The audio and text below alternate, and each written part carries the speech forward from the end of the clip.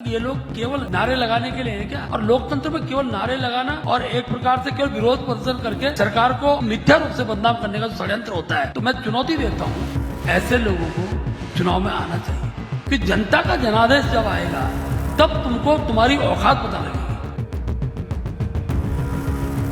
भाजपा प्रदेश अध्यक्ष और राज्यसभा सांसद महेंद्र भट्ट ने हाल ही में कार्यक्रम में विवादित बयान दिया। उन्होंने विपक्षी दलों और अन्य तीसरे मोर्चे को निशाना साधते हुए कहा, जनता का जनादेश जब आएगा तब तुम्हें तुम्हारी औकात पता लगेगी। इस बयान में राजनीतिक हलकों में हलचल मचा दी है और आगामी विधानसभा चुनाव के मद्देनजर इसे काफी चर्चा में रखा गया है। सोशल मीडिया पर महेंद्र भट्ट के इस बयान का वीडियो काफी वायरल हो गया है। समर्थक इसे भाजपा की आगामी चुनावों में जीत के प्रति आत्मविश्वास का प्रतीक बता रहे हैं, जबकि विपक्ष इसे आक्रामक और चुनौतीपूर्ण चुनावी रणनीति के रूप में देख रहा है। राजनीतिक विश्लेषक भी इसे आगामी राजनीतिक गतिविधियों के संकेत के रूप में मान रहे हैं।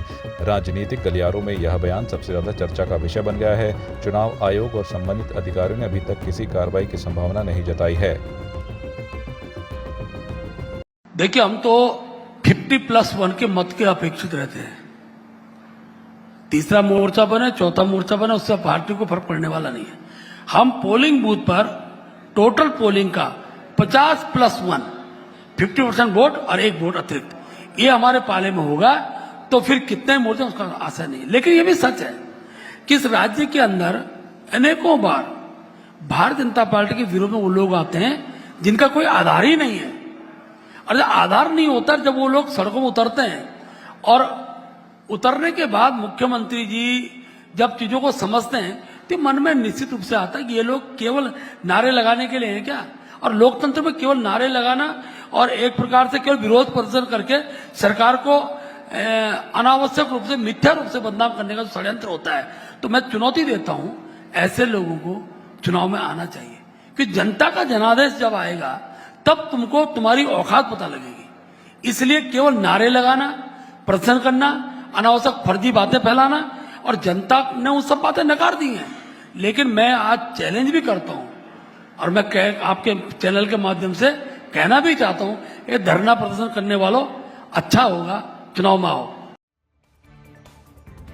देहरादून के राजकीय प्राथमिक विद्यालय बंजारावाला में सोमवार को कुछ बच्चों ने स्कूल के बाहर बने गड्ढों को भरने के लिए खुद मजदूरी की, जिसका वीडियो सोशल मीडिया पर वायरल हो गया। वीडियो में करीब 8 बच्चे दिख रहे हैं जो बजरी से भरे तसले सिर पर उठाकर स्कूल की ओर ले जा रहे हैं। मामले की गंभीरता को देखते हुए शिक्षा विभाग ने प्रधान अध्यापिका अंजू बेनादुली को निलंबित कर दिया है। जिला शिक्षा अधिकारी बेसिक प्रेमलाल भारती ने खंड शिक्षा अधिकारी रायपुर प्रेमलता गौड़ को मामले की जाँच सौंपी है।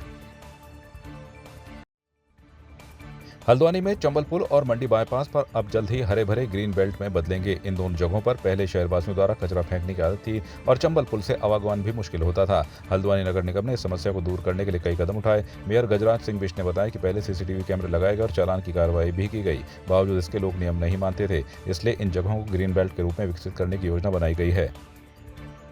यह है कि बहुत सारे ऐसे आप शहर के कोने कह सकते हैं जो जहाँ पर लोग कूड़ा फेंक देते हैं, और हमने जब सीसीटीवी कैमरे लगाए तो मुझे थोड़ा आश्चर्य भी हो रहा है और दुख भी हो रहा है, कहते हैं आपको बताते हुए कि जो लोग भी कूड़ा फेंक रहे थे वो लगभग सभी बड़ी कार में आने वाले लोग थे। तो मेरा उनसे भी निवेदन है कि इस प्रकार के वो काम न करें। लेकिन जहाँ पर वो फेंक रहे, हमने सीसीटीवी कैमरे लगाए, चालान की व्यवस्था की, और हमने एक नई व्यवस्था सोची है कि उन स्थानों पर हम वृक्षारोपण करके ग्रीन बेल्ट के रूप में उसे हम तैयार कर रहे हैं। अगर आप देखना चाहेंगे तो चंबल पुल पर जा सकते हैं। अगर आप 1 महीने पहले वहाँ पर गए होंगे तो जो वहाँ की दुर्दशा थी, जो वहाँ पर कूड़ा पड़ा हुआ था, वो हमने सब साफ करके वहाँ पर अब वृक्षारोपण भी कर रहे हैं।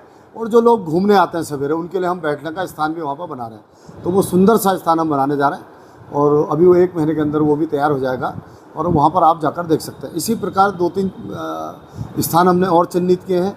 बरेली रोड में भी हम लगभग 800 से 1000 मीटर के लगभग 1 किलोमीटर के आसपास का एक जो पैच है, उसको भी हम ग्रीन बेल्ट के रूप में तैयार करने जा रहे हैं। तो इस प्रकार हमारी निगम की योजना है। पौड़ी जिले में ललित मोहन कोठियाल स्मृति वाटिका में वृक्षारोपण और सफाई कार्य आयोजित किया गया। यह कार्यक्रम नागरिक कल्याण मंच और स्वर्गीय उमेश डोभाल ट्रस्ट द्वारा पत्रकारिता के मौन साधक और नागरिक मंच पौड़ी के संस्थापक ललित मोहन कोठियाल की पुण्यतिथि पर उन्हें श्रद्धांजलि अर्पित करने के लिए आयोजित किया गया। धन्यवाद, नमस्कार आपके सभी दर्शकों को भी। आज 6 अक्टूबर को नागरिक कल्याण मंच के संस्थापक जो सदस्य थे ललित मोहन कोठियाल, पत्रकार थे वरिष्ठ, और तमाम सामाजिक कार्यों में अपना जीवन उन्होंने खपाया। पौड़ी बचाव के लिए उन्होंने बड़ा संघर्ष किया था और आज के दिन पे वो दिवंगत हो गए थे और चिकित्सा सुविधाओं के समय पर न मिलने और बेहतर चिकित्सा सुविधाओं के अभाव में जो है उनकी मृत्यु हुई थी, जिसका हम लोगों को हमेशा अफसोस है। और उनके संघर्षों को हम लोग आगे बढ़ाने के लिए नागरिक मंच निरंतर जो है कार्य करता है और आज के दिन पे उनको याद करते हैं हम लोग। इस अवसर पर हम लोग कुछ कार्यक्रम करते हैं। उनके नाम पर एक वाटिका शहर में स्थापित है।